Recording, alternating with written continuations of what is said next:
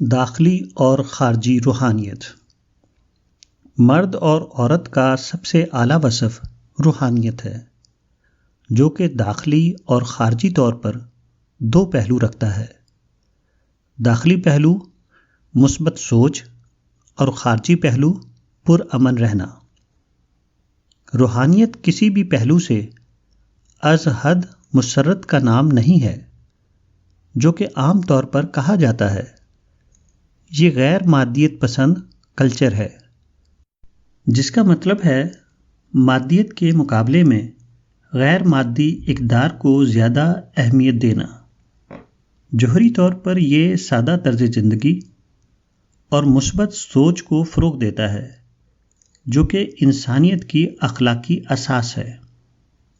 جو سادہ طرز زندگی اختیار کرتا ہے، وہ اپنے لیے مسائل کھڑے کرتا ہے، نہ دوسروں کے لیے۔ مزید یہ کہ جو مثبت فکر کو اختیار کرتا ہے، وہی حقیقت میں بے غرض انسان ہوتا ہے۔ معاشرے میں جو انسانیت سوز سرگرمیاں واقع ہوتی ہیں، وہ زیادہ تر لوگوں کے مادی تنازعات کے نتیجے میں ہوتی ہیں۔ لیکن اگر کوئی شخص روحانی اقدار کی پیروی کرے تو وہ مادیت پرستی سے بالا ہو سکتا ہے، جس کے انتہائی مثبت نتائج پیدا ہوں گے۔ جو کوئی ایسا کرے گا، وہ معاشرے کا ایک انتہائی مفید رکن ثابت ہوگا، اور جو معاشرہ اس طرح کے روحانی افراد پر مشتمل ہوگا، وہ ایک پرامن معاشرہ بن کر سامنے آئے گا۔ روحانیت فطرت کا کلچر ہے، جس کا اظہار فطرت مختلف طریقوں سے کرتی ہے۔ گلاب کے پودے کی مثال لیجیے۔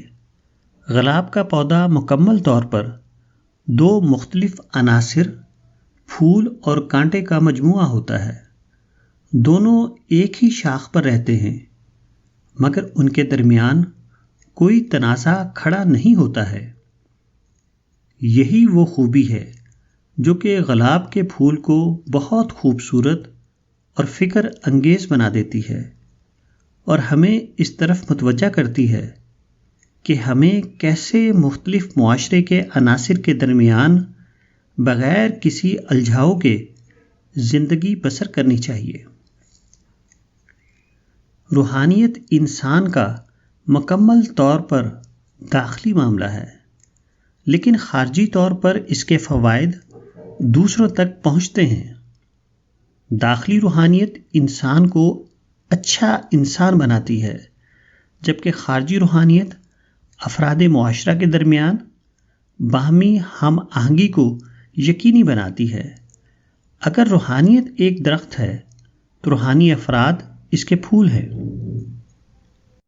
گرچہ روحانیت فرد واحد کو سچا انسان بناتی ہے، لیکن صرف سچا انسان ہونا کافی نہیں ہے، بلکہ آدمی کی روحانیت کا اثر اپنے ماحول پر نظر آنا چاہیے۔ لازمی طور پر اس کی بلند روحانی اقدار دوسروں سے معاملات طے کرتے ہوئے دکھائی دینی چاہیے۔ مزید جب کسی سے تنازع پیدا ہو جائے تو اسے پرامن طور پر صلح صفائی سے تنازعات کو حل کرنا چاہیے۔ ہر صورت میں اس کو کھلے منفی تجربات کو مثبت میں بدلنے کی اپنی صلاحیت دکھانا چاہیے۔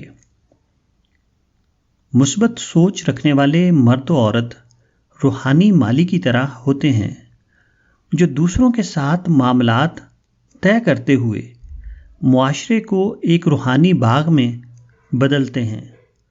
خارجی روحانیت سے مراد ہے کہ مختلف روحانی اقدار کو عمل میں لانا۔ یہ روحانی آدمی اور اس کے ہمسائے دونوں کے لیے فائدہ مند ہے۔